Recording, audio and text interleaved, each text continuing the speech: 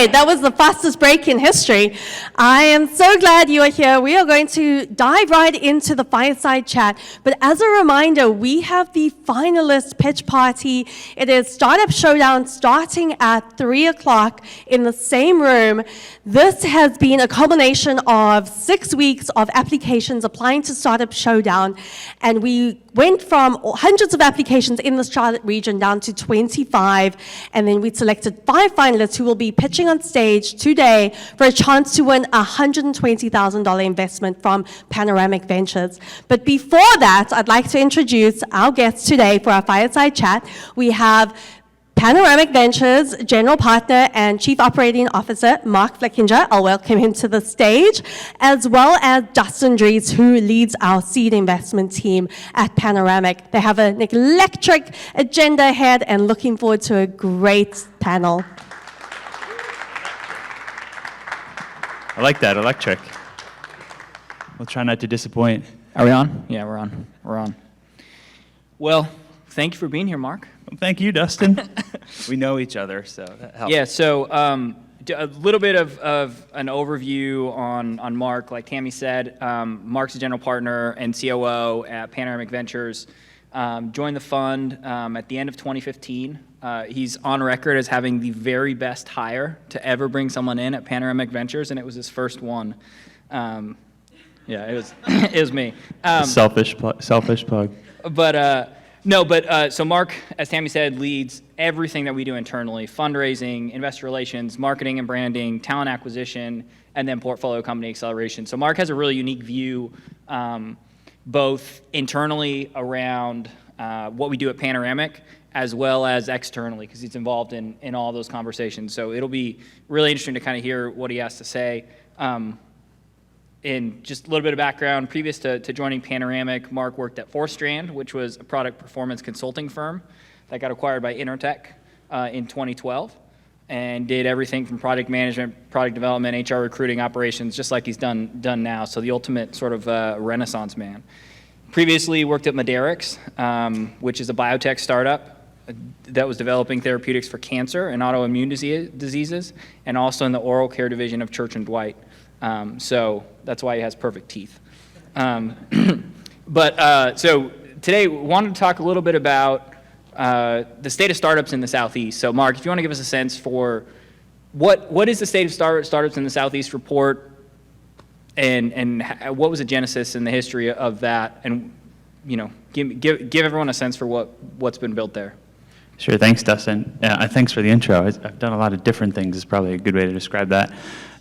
So we put this report out. It's called the State of Startups in the Southeast. We put it out. This is our 5th year in a row, which is hard to believe that we put it out. And the sort of genesis or idea behind it was there's all this great kind of innovation and growth happening in the ecosystem in the Southeast, but no one's really talking about it or aggregating in a way that benefits everyone who participates, whether you're an entrepreneur, investor, you're in the services industry, whether that's legal or accounting, et cetera. And so, back in 2017, when we first put it together, we just said, let's take all of our views, our information, all the data that we have, the people that we've talked to, and put it together in sort of a comprehensive view of the Southeast. We'll cover 9 states, and we'll kind of talk broadly about the trends that we're seeing in the Southeast in general, and then we'll go into each individual state and kind of articulate what's going on in each state. Not really knowing what we would get, as we started to kind of put all those pieces together into a report. And it's been really fun because, anyone who's been involved over the past 5 years, there's been a lot of exciting stuff going on across the country, but in particularly in the Southeast. And so now with this 5th report, we can look back and say, what's changed, what's consistent, what are the trends that we're seeing, both on a macro kind of regional level and also kind of state by state. So it has been a lot of fun. We've gotten to the point now where people are like asking for it when we put out, so we sort of created our own monster, but each year there's a little bit different twists of what we're able to pull out of it, as well as you can kind of see trends that are happening on a state-by-state level and how they change. So why don't we start by talking, we're in North Carolina today, talk a little bit about how North Carolina is doing as a state. Well, North Carolina is doing really well. So of the 9 states that are in the report, the kind of top 3, probably no surprise, Florida, Georgia, and North Carolina. Those are typically the 3 that have the most number of deals, the most number of dollars to be invested. I failed to mention that we look at it at a 5.5-year time period in aggregate. So for this one, we went back to the beginning of 2016. I think that's right. 2016? Yeah. Through 67, through mid-year of 2021, so June 30th, 2021. We just have to cut the data at some particular point. And Florida and North Carolina have the most dollars deployed over that 5-year period, so just over $12 billion, or right around $12 billion have been deployed. I think if you even narrow that down just into the first half of 2021, the most capital had gone into North Carolina as a state. I think $2.2 billion have been invested in North Carolina in the first half, followed by Florida at $2 billion. And you can kind of look at all these different metrics. We can get into this, but you can talk about it as some number of mega deals, number of deals that have been done at $80 million or more, the number of unicorns that are here, and kind of how those have been created. I mean, there's a lot more. Unicorn isn't as rare as it used to be, which I guess is a good thing. But as a whole, North Carolina has done really well. And I think what's interesting about this state is it's not just in one particular industry. I think there's people that say, hey, it's all kind of life sciences, pharma, biotech, kind of research triangle park stuff. Or they'll say, hey, it's a media, or it's fintech. And what I think is interesting to see is across the board throughout the state, all of those different kind of industries, depending on where they're pocketed, continue to grow and scale across the state, which is exciting for people that are involved here, because you can get involved in whatever you want. You don't have to say, oh, I'm going to be in North Carolina, so therefore I have to do X or Y. I think, to comment on that point, one of the exciting things that I pulled out of, and now, just so you guys know, Mark works really, really closely and is like really, really facile with his data, so it understands it much better than I do. One of the things that I pulled out when it came out was how broad a base that North Carolina had. Because everyone thinks of, RTP and, like you're saying, the biotech stuff. There's a lot going on here. Which I think is super exciting and lends its way to an ecosystem. How do you think, North Carolina, and then maybe starting to narrow in a little bit on Charlotte, like how do you think that helps the ecosystem that it's so broad versus some of the other big cities that we see that are maybe a little more single-threaded?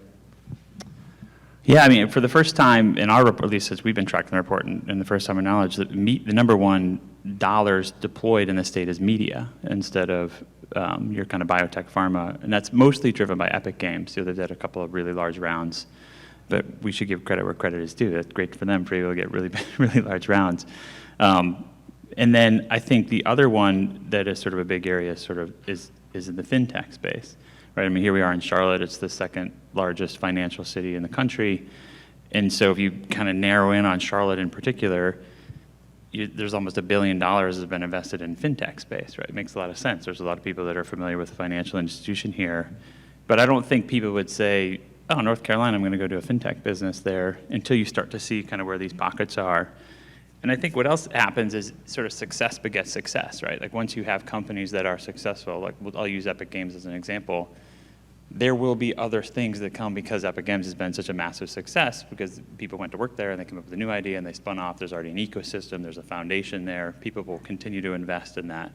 And I think, not to narrow Charlotte into one particular thing, because I think it does more than one thing well, but the number one area, if you look at the report, would be fintech. I expect more and more kind of fintech reinvestment companies to be built to kind of grow and scale here in Charlotte. Compare now, and not just, it doesn't have to be Charlotte specific, but even North Carolina specific, or maybe just Southeast specific, to where things were 5 years ago. We were talking about it a little bit earlier, but I think that was really interesting. Yeah, it's exciting. I mean, I mentioned earlier that the past 5 years have been a lot of fun, right? I mean, for the most part, there are people that businesses have failed, but there's been a lot of success, and I think more and more people are paying attention to it. And we'll touch a little bit on sort of what COVID has done in that perspective here in a second, but I went back to our first report back in 2017. So it's good to go back and look at your reports and see how they've changed over the years, hopefully for the better. But back in 2017, there were 108 unicorns in the United States.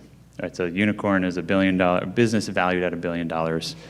My personal belief is there's plenty of other unicorns out there that just aren't sort of like tagged because they haven't done a round recently. Either they're worth more than that and they're just growing on their own, or they're bootstrapped their business, et cetera.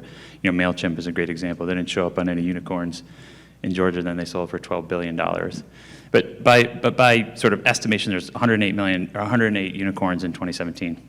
Any estimate now is that there's close to 500 in the United States, right? So that's just a short period of time, and we've 5x'd the number of these businesses that are kind of growing and scaling. There's a whole ton of reasons for that. I mean, I think that there's regulation that people wait longer until they IPO now than they did 10 years ago. People have gotten wise to that and realized that there's no real small cap that there used to be. And so now people are investing in the private markets. There's more money in the private markets. It kind of is this trickle-down effect. But I also think that it's a lot easier to start a business today than it has been in the past. Now you can kind of come up with an idea, find a problem, come up with an idea, write some code, turn that into a business and kind of grow and scale that business. And I think generally everyone, from an entrepreneur's perspective or from the seat that we sit in, are realizing that I don't have to go to one particular place to find a promising business and then go invest in that business. It doesn't have to be Silicon Valley, doesn't have to be New York, doesn't have to be Boston. And so I think the awareness on the capital provider side to recognize that businesses can be built anywhere, and then also on the entrepreneur side, the business can be built anywhere. There are reasons to build them some places versus others. Right? I had this discussion just yesterday morning about what's the innovation ecosystem look like in Fargo?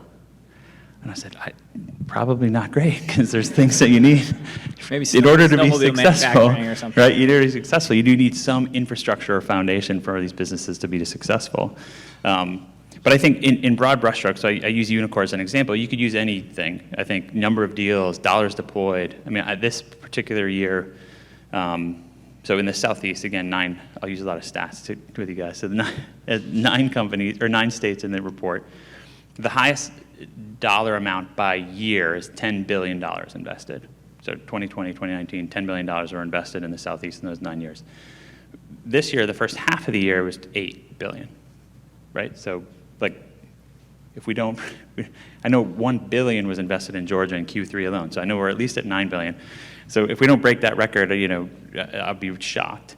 But I think what that does from the entrepreneur side, right, from the person who's building a business, is that people are taking note. People are noticing these businesses that are being built, and I think there's a lot of reasons for that. We'll come back. We'll talk about the pandemic in a second. But I think from an entrepreneur perspective, it's let's build the best business I can in the best place that I can for whatever reason. I don't have to go somebody else to build my business, but there are a lot of trade-offs and decisions to be made about why you would build something, where you would build it. But I think now the opportunity or the aperture of sort of where that business should be built is much wider than it used to be. And I think that's a benefit for everyone in the ecosystem. So sort of the elephant that's been in the room over the last, I hate to say it, almost 2 years is obviously COVID. How have you seen that change? And this, at least, you can speak to your experience in terms of looking at companies as well as supporting companies. What has that done to the ecosystem? Yeah, I don't know if it's an elephant in the room anymore. I think we just sort of walk out of our house with a wallet and a mask, and then we're good to go to wherever we go. I think what happened with COVID was interesting. Listen, COVID has been very bad for many people, so I don't want to gloss over any of my comments. I don't want to gloss over, but I do think that there's been good that's come out of it from an industry perspective, not necessarily personal suffering. So please don't take my comments as being cavalier around the impact of the pandemic broadly. I think from a venture perspective, Dustin and I were there. We had a relatively small team at the time, and everything stopped. I think everything stopped for everybody overnight. I remember, when it first happened, we were go home, don't come to the office. And it was well, do you think we'll go back in 2 weeks? I think surely we'll be gone by the time my daughter's birthday is, and no one knew the magnitude of what we were about to head into. And really for Q2 of 2020, everything stopped. So from a venture perspective, investing essentially stopped. The only deals that were really getting funded were businesses that were kind of already in a portfolio, so to speak, that we said, hey, this is a business that we need to help get to the other side of whatever this chasm looks like. Let's fund them. Let's help them cut burn, stop spending money, and let's get through this Q2. We very quickly realized, and it's a good thing that I think everyone realized, hey, this is going to be here for a long time. We need to reinvent the way that we do business. We need to reinvent the idea of, hey, fly into me, I'll fly into you, we'll meet people in person, we'll break bread together, we'll really get to know each other, look each other's eye to eye, and that's the way that a business deal is going to get done. Because you couldn't do that anymore, right? We're paid to deploy capital. We raise these funds. We have 5-ish years to put that money to work.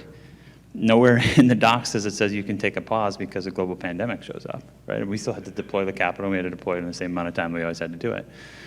And so I think for the betterment of the industry and for the betterment for the ecosystem, people sort of reinvented themselves. They said, hey, we have to come up with some new way for us to get comfortable with entrepreneur on the other side of the screen now, and for them to get comfortable with us as an entrepreneur, as a capital provider that can provide more than just a checkbook, and let's figure it out. And so, I mean, for anyone who's like, there's benefits to not having to get on an airplane and fly places all the time, or there's benefits for you not having to fly an airplane. There's benefits to go through 1, 2, 3, 4, 5 rounds of interviews and discussions to kind of get to a point where you say, okay, you know, I want to get on the plane. I don't have to, I want to. And so what we saw in Q3 of 2020, sorry for the long-winded answer, but I think it's important. What we saw in Q3 is like suddenly it was like, we got to catch up, right? We missed the whole quarter, we got to catch up. There's great businesses that are not only surviving, but they're thriving through this pandemic, mainly because a lot of we invest in B2B software business predominantly. A lot of those investments are to accelerate, make something more efficient. And one of the barriers to growth was the barrier to adoption. You had to convince somebody to change. And if they're like, it's Monday, I'm busy, I'm going to keep doing things the way I've done it. It's Tuesday, I'm busy, I'm going to keep doing, like next thing you know, months go by and no one buys the product. Well, they had to go through the same thing we did.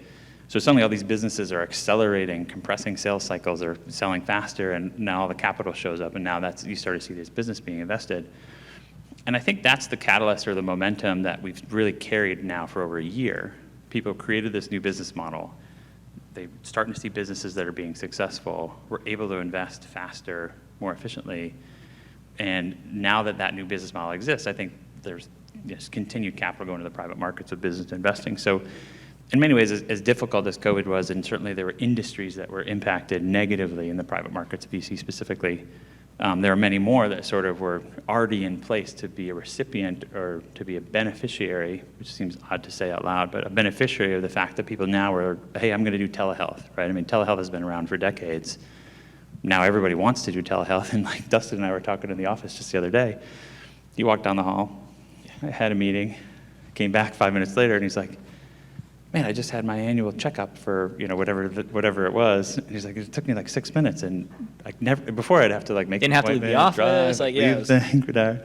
So I think there's a lot of benefits that have sort of created momentum, at least in the spaces where we invest in this kind of B2B software perspective, because of the sort of rapid or forced change that the pandemic caused kind of at large. One thing I think is interesting there that you mentioned that I think would be good for you to kind of talk a little bit more about. You mentioned check writers versus when you're working with a business, a check writer versus someone that's going to kind of be hands-on, and how that changed through COVID.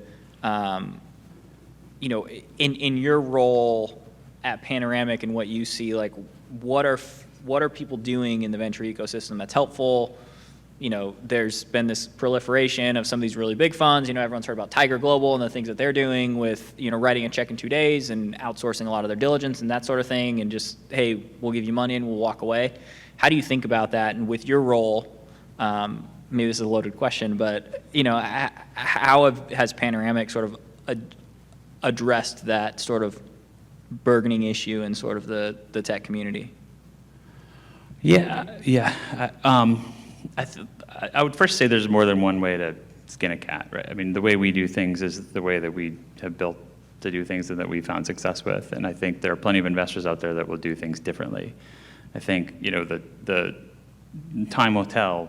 Tiger is super smart. They got a bunch of people there. They have massive funds. Their strategy of how they're deploying capital, I think some people have called it spray and pray. I don't think that's true. They know exactly what they're doing, and their model is different than our model. I think from an entrepreneur's seat, I think what's really important is to figure out the right partner for you. And I tell people all the time, just because someone's willing to write a check for you doesn't mean that you want them to be your capital provider, right? I think, we have a certain way that we do things. We're actively involved. I view that as a positive for both us and for entrepreneurs. We like to help entrepreneurs solve problems. Collectively on our team, we have over 100 years of experience of working on building businesses and solving problems. We've seen more things than the sort of first-time entrepreneur has seen. That's a good thing. We should be able to partner and use that. There are entrepreneurs that value that. There are entrepreneurs that don't value that. Neither one of them is right or wrong. And so I think what we've done is we said, okay, how can we give our portfolio companies an unfair advantage, right? It's sort of like hopefully a positive, not a negative when you say unfair advantage. But how can we help them sort of go farther and faster with us than they'd be able to on their own? What are the tenets of that? What are the pieces and the parts of that? How can we compete in the market rather than just sort of writing a check? And I think the way we've done that, we have what we call a founder success program that works with all of our entrepreneurs to help them scale their businesses across a couple different facets, the particular one being talent. When you're building a business, we invest in kind of Series A first institutional capital checks. Those teams aren't built yet. They're not fully formed teams for the most part. At some point, you'll need to add a marketing person or a new head of sales or customer success or whatever it may be. So how can we help people accelerate from a talent perspective? And how can we help them with eventually maybe fundraising? How can we help them with monitoring what KPIs they need to do?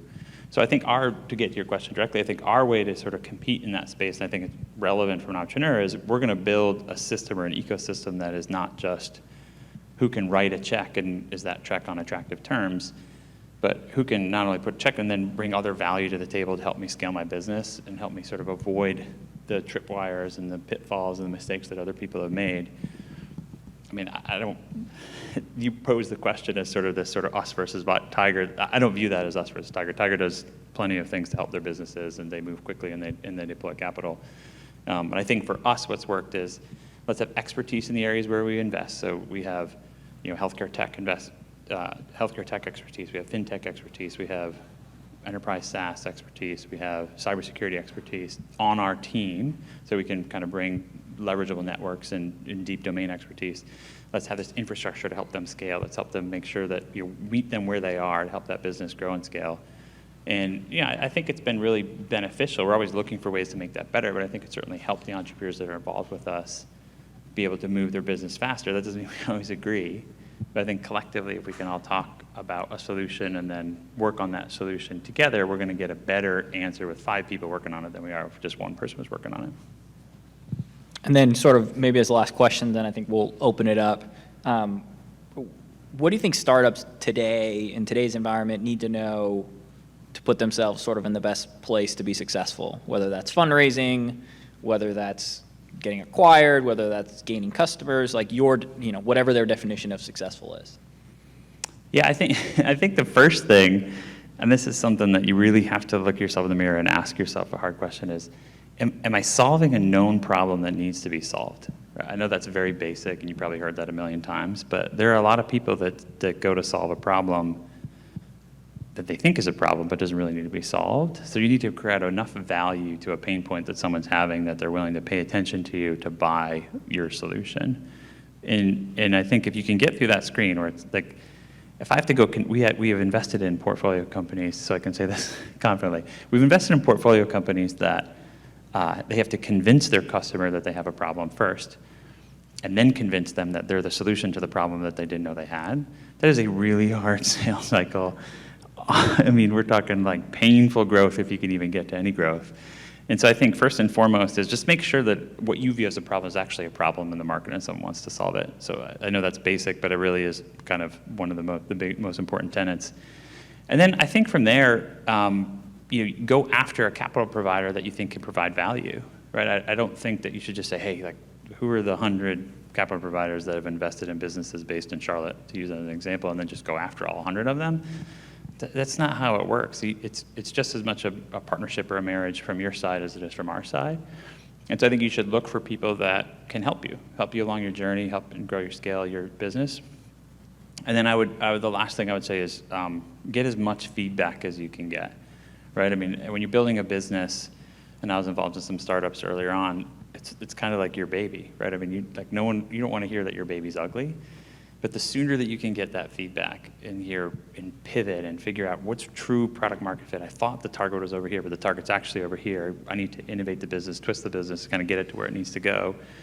The more feedback you can get, take it. And that doesn't have to come from me or Dustin. We're not like God's gift to feedback or investing. It should come from your grandmother. It should come from your friend down the street. It should come from anyone that you can talk to your business about.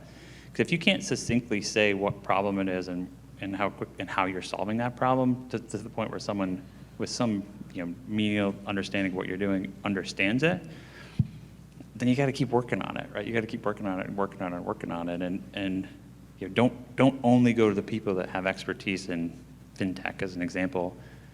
Like, you should be able to explain it to the other person because they may have that problem too. So I think those are the three things I would say. Absolutely. I think one of the things that someone said to me one time was around feedback was, look, everyone will give you feedback, chew on it, taste what you can taste, and then take from it what you can, and then spit out the rest. But it's valuable feedback. That was Mark that told me that. No, but it really has been, it's been valuable feedback in my own career as well. So we wanted to sort of open it up to questions. If anyone has any questions about what's happening in the Southeast, investment thesis, really anything for Mark. Love it. I love it when a question starts right away. Hi, yeah. To your point of customer validation about solving a problem, I could throw my product up on Kickstarter pretty quick and get a pretty quick feedback as to whether or not people are going to buy. So what's your take on that? I think there are businesses where Kickstarter makes a lot of sense. They're probably B2C businesses in general. But just if you think of the people that are investing in Kickstarter and want to be a part of something, there's sort of a consumer model would be a good place to do Kickstarter. I think it's going to sound like I'm contradicting myself, but people need to have a vested interest in you to be successful, and I think that makes you determine how much of the feedback that you're chewing on you actually swallow versus spit out. If someone knows the space and is interested in kind of what you're doing and is knowledgeable to get feedback, that's different than someone like giving you $50 on Kickstarter and then writing something about your report. So I think Kickstarter is great. It's a great avenue for the right people to raise money and to get some validation of whether or not there's a known problem out there. But I think to really find kind of true product market fit, you kind of probably hone a little bit sort of where you're getting your feedback from. Think about it almost as like a sales funnel. When you first come up with an idea, you'll ask anyone for feedback. As you get down the pipeline of building your business and you have some traction, the people you're going to take feedback from will probably change. So I would use Kickstarter appropriately, not knowing what you do. I wouldn't tell you. I'm not telling you to do one or the other. I do think there's a place for Kickstarter, but I don't think it's for every business or every stage of business. Yeah, and I think it's an interesting point, especially to Mark's point, D2C things, hardware, things that sometimes for traditional investors, you'll find people like, oh, you don't invest in hardware. Like, how do I, we don't invest in hardware, for example. We made that mistake. What's that? I said we made that mistake. Yeah, we used to invest in hardware, and that money didn't end up where we wanted it to. But so it's an opportunity to validate and raise some of that funding that other people are maybe more familiar with. So I think it's a good point. I saw the other day as a newsletter about companies that are starting to raise money at a $100 million seed valuation. And just kind of your thoughts, opinions on how much liquidity is slushing around the system right now, and how founders handle raising in that type of environment, and then how investors handle investing in that type of environment. Yeah, it's a great question. It's a $100 million question. I think there's a lot of money sloshing around now. And so I think it's easy from an entrepreneur seat to think, well, hey, everyone's getting money, so I should too. And then everybody's getting money, and I want that valuation too. I think a high valuation is a double-edged sword. And while it feels good when you get it, because someone validates your idea and says, hey, you're worth $100 million, if you then start chasing that number from day one, if you don't get up to that number and then some, and the amount of capital you have on the balance sheet, it's nearly impossible for you to raise your next round of capital, right? If that investor decides to just turn tail on you and do something else, I mean, what are you going to do? You got $1 million of revenue and your last valuation was $100 million. Like, what are you going to tell the market? You should be 101 next time or 102 next time? I think it's a double-edged sword. It's why I would go back to the homework question of who you're partnering with. And it's not to say that's a bad idea. Like I said, it could be a great idea, right? If If that investor has shown propensity to do that first investment as a seed check and then stay with those businesses and almost create your own shot, create your own marketplace for your business to be successful, then great, partner with them, because the next time you have a better chance for being 150 million or whatever the chance may be. But I think if it's an investor that's just doing sort of what I would call scattershot investing, where they're just, hey, we're going to invest in 5 of these companies and we'll back one of them for the next round and the other 4 can go figure it out on their own. As an entrepreneur, I'd think twice about taking that money. Yes, it's less dilution today, but I think it's also a lower chance of success today. And so you want to do something that's the appropriate amount of capital at the appropriate valuation that you can continue to grow into to give yourself the chance for what I would call long-term and ultimate success. But really, I think it does come down to a little bit of the market that you're in, and then to the partner, the investor partner that you're going into. So take that for what it is. I do think it's a double. It's great, but it also, if you don't grow into it, I think it can be really harmful for the business. Yeah, I think the math in that, I assume you're talking about the Fred Wilson piece. The math in that was super illustrative, I think, to a lot of people that, people see venture funds as, hey, you have money, I need money. We have bosses too, and that's our LPs, right? And to add that capital has to be returned. So it's definitely a risk game, and what are you trying to maximize for? Do we have anything else? I know we're kind of coming up on time. We got one more question here. We got a couple minutes. In the space for those of us that are climate tech is that if you're in climate tech but you're not doing hardware, you're not really doing climate tech, you're just trading credits. So how do we overcome some of those challenges for people like me that you have to build a product if you're going to solve climate challenges? All right. You have to build a product if you're going to solve climate challenges, but you can't build a product if most of the funds around you only invest in software. So for folks like us that have a strong solution that requires you manufacture something that doesn't pollute as much as the thing you're replacing, how do we get over that challenge? Because software has the potential to scale so quickly that investors are drawn to that, but they miss out on the fact that 20,000 of every 20,001 companies are going to fail if they're all competing for that space. But if you're competing for hardware with patent protection, you're protected in that space. There's a real disconnect in trying to solve climate challenges with funds that don't want to invest in hardware. So and I know there's funds that invest in hardware, but how do we get past that, especially for funds like you that have been burned by bad hardware plays in the past, when we really need hardware solutions for the climate? Yeah, I'll take a first stab, and then I've I'm sure you have. here, Dust has got an opinion here. I think the reason that our hardware investment didn't work was not because of the entrepreneur. It was because we didn't know what we were doing investing in hardware.